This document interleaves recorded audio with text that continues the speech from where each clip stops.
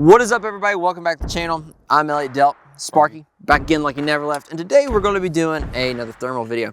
But this time we're actually going to listen to you with all your other comments about the last thermal we did with the Clarion. Why would we spend $4,000? Now everybody has $4,000. Now, That's a good point. That's a good point. So we found the cheapest thermal you can get from AGM, and we were like, we want to do a review on that. That's what we have here. This is the Rattler V2 with a 256 core thermal, and this is what we're going to be reviewing today. This thing comes in at sub $1,000. Actually, you can find it on like Optics Planet for like 800 bucks, give or take. MSRP is like right at 900, but that is one of the cheapest thermals you can find on the internet.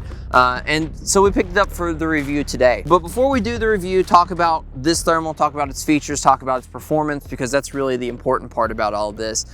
There's a few things we need to mention. First things first is AGM did send this thermal out for us to do the video on. So there's that first one. Second thing second is make sure to check us out at Basement Operator. That's where you can find all kinds of cool stuff like builds and everything really there, merch, stickers, Sparky's OnlyFans, all that great stuff. And then last but not least, there's a few people that keep the channel afloat. True Shot, they are the ammo supporter. You should go check them out at basementoperator.com. There you can find everything from plinking to, hunting. Basically everything can be found over at True Shot. And then if you use code DELP and you spend over $300, it saves you a little bit of moolah. All right, Sparky, so let's dive right into this. We're gonna talk about the specs and the features of this thing. We're gonna talk about its performance, what this could be potentially used for, because I think that's very important. And then we'll kind of round it out with our overall opinions on this. So this is the AGM Rattler V2. We've had a Clarion from AGM. We've had a Rattler V2, but with the 640 core. We had that a while back. And this is the 256 core, which is a step down from the 384. It's kind of like the lowest you can go in terms of cores from AGM. So we'll start kind of at the front of this optic and work its way back, and we'll go over a little bit about it. So you have your germanium objective lens here on the front. You actually just messed with one of the things I wanted to talk about. You somehow start the tip and skipped over the first thing you came to. That's true. All right, so the first thing is this lens cap. It's an improvement from the V1. But I don't like any of these lens caps. Yeah, he's not a lens cap guy. Well, not only that, but these break super easy. Well, that's the point of this one. You lock it in place and you're less likely to break it. I've broken lens caps like this before. I think you're just hard on your stuff. Probably. Because you tend to just lay stuff in the floorboard of your truck. Well, that's what most people are going to be doing, though. If you're coyote hunting, you're hopping in and out of the trucks a lot. Oh, yeah. I mean, it's going to be bumped around. It's going to be broken. All right. I prefer like plastic or like rubber lens covers. Less likely to break. Less likely to break, but I also like the ones that like lock into stuff. I think Hollow Sun makes some, Vortex has made some that kind of like push back into the optic and lock into the optic. Now, it's not as super secure as this spring is, but this plastic stuff, I've broken them in the past, all right? There's that. Moving back from that, there's the germanium lens. That's very common in a lot of thermals. You have your focusing ring directly after. Changed a lot from the V1. The focusing ring? Yeah, like this one, it's got a shorter throw and it's got a lot bigger, like the knobs. The knobs. Like to grip onto. Yeah, we love big knobs. That's right. I'm always a cherry skin. But like it's a shorter throw. Manipulate it better. Yeah, like you don't have to turn it as far as the other one. Yeah. Focusing's really easy on this thing. I find it very intuitive, very simple to do, and it's not that big of a deal. No. Moving back, the controls are super simple. They're easily identifiable. This is something that I recommend everybody get very familiar with prior to going out on a night hunt. You got your on, your off, your camera mode. So one tap is for your photo, double tap or hold, I think, is for your recording feature. This does have onboard recording with an internal memory device. So that's really nice. You don't have to worry about having a micro SD. The only thing you have to do is you have to take this and plug it into your computer. Yeah, which is not super hard. We've done it quite a bit, and we haven't ran into any issues with it. Moving back, some of the other little features about it are you have your mode switch. So that allows you to bounce between the different color palettes, and we will pop them up here on screen as we will go through it. This is a dude named Hunter at 100 yards that we're going to be going through the color palettes on.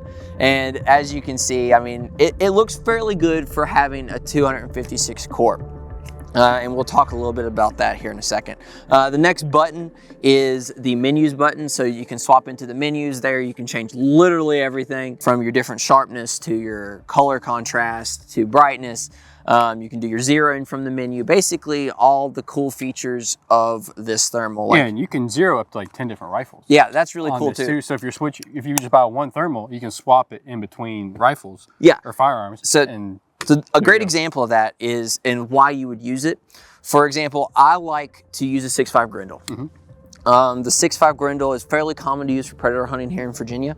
But then if you just go across the state in West Virginia, you can only use like up to a .223 caliber for night hunting. Yeah. So what that allows for is I can bounce between like this arrow right here, which is a 5.56, and a 6.5 Grendel. Just remember where I placed the optic at, and these things come with American Defense optic mounts. Quick detach. Quick detach. I mean, American Defense makes awesome stuff. Fantastic.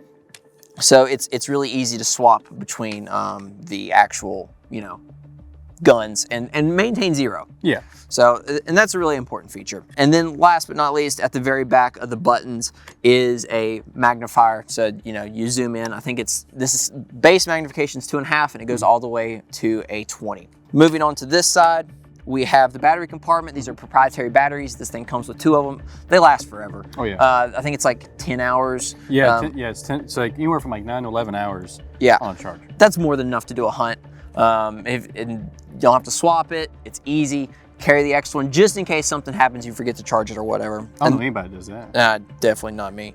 Then USB-C here on the side for your data transfer. Moving to the back, you basically just have your looking through screen, I guess, lack of a better term.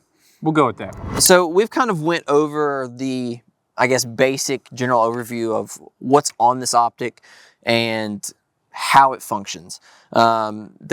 This is definitely not an in-depth on the actual menu layout, and anything like that. This is just really to tell you about how it performs. Because a lot of people look to videos like this to kind of see how these things compare to like the 384 core and the 640 core thermals. This thing's sub $1,000. Most people are looking at stuff like this. This is the budget option for thermals. Most people can afford it. Value. Bang for buck. Bang for buck. And is it still useful? Like, one of my biggest fears when buying thermals, especially on the lower end, is am I going to spend this $1,000 and wish it saved you money and spent more money? So, like we had previously mentioned, you can pick this up for about $800. I think for the $800, you are getting a good close to mid-range thermal. The detection range is really good. The thermals are able to detect way out there. I think AGM boasts a 900-yard detection range, and that just means you can distinguish something. You should be able to distinguish what it is at that range. Yeah. Or you could tell that there's a temperature change at 950 right. yards. But that's not practical use. No. Or at least here in Southwest Virginia, a good practical use, I think, is like 100 yards for thermal shots at night. Yeah, because mountains and hills tend to get in the way. Mountains and hills tend to get in the way. So we have a guy down there, Hunter, at 100 yards. He is very easy to distinguish. He is very easy to pick out. If it was a coyote, he'd be smoked, right? I think the quality of it for the money is great. Now, does it stack up to a higher cord thermal? No. But you're also not paying for that. I think the AGM Rattlers are like $5,000. The nicer ones. The top of the line, the one with the 640 core, is like $5,000. Which is insane. Now, do they look crystal clear and perfect and, all of that great stuff? Yeah. Yeah, I'm not saying you're not getting what you paid for, but the everyday Joe isn't going to be able to buy that. No, and I think if I spent $800 on this, or if I spent $600 on an ATN, I would rather have spent the $800 on this thermal right here than I would on some digital night vision. For sure, yeah, because I'm just not a fan of digital night vision. No, digital night vision sucks. Is it better than no night vision? Sure. But is it as good as this thermal? Yeah, no. You're going to get it and just wish you'd saved your money. So with the FOV, with that 19 millimeter objective, some people might be worried about that. You get about a 50 field of view at 100 yards. This isn't bad. It's not great, but you know, it's usable, it's workable, you know, and if you're buying this for more than hunting, because, you know, we talk about, you know, being prepared and stuff like that. This has tactical applications as well. If you wanted to spend that $800, this could be used as both a hunting device, but also it could be used as a thermal scanner. Yeah, you could very easily handheld it, take it off the mount. So you could just pop it off, just like that, and then you're into your thermal handheld, whatever it needs to be, and then you could just pop it right back on. So it does have a tactical application if you wanted to put this in a to-go bag. This is not a $3,000 to-go bag thermal. Oh yeah, yeah. It's you know, that $800, and then it's multi-purpose because you can also use it as a you know, optic. Now, what I will say for using it as a handheld or like a to-go bag thermal, it is a little bit bigger than I would like personally, but with the dual function, I think it's there. But there's definitely an application for it in like an in-the-world scenario. Yeah, for sure. But you know, the gist really of this video was to demonstrate how it looks. So we are going to run through all the color palettes at 100 yards and their different magnifications, okay? And you can skip to whatever part of it that you would like. We're going to have it sectioned off here after this, and it's just going to be color palettes and magnification, so you can see what it looks like at 100 yards and make it super simple for you. Hunter, make sure the music's nice and cool, but just so you can get a good idea of what this looks like. Also keep in mind that when you take this footage and you know, you export it to a computer, it looks better in the optic than it actually does on the screen. Which actually kind of surprised me. Well, I mean, but think about it. You're no longer viewing it on the exact same resolution screen that you're looking at here. You're taking it and you're modifying it. So what you see on the computer is not necessarily what you see on the, you know, actual optic. So you're really gonna have to take my opinion and your opinion for what it is. When you look through this, I'm very pleased for $800 at 100 yards. I think it's a good optic. You know, there's obviously better stuff out there, but it's more pricey, and it's just, it's more pricey. Yeah, and like for me, I don't coyote hunt a bunch. So like this would be, you know, in my wheelhouse as far as, you know, quality for the price. It doesn't make any sense for me to spend $4,000. Yeah, because I'm just not going to use it that much. Is there someone out there that would probably, that does coyote hunting or predator hunting all the time, that wouldn't like this? Of course. They're going to want the nicer ones. They do it all the time. But for me, and someone that only goes a handful of times a year, this is in my wheelhouse. For sure, for sure. So, you know, we'll let that stuff run, and we'll catch you at the end.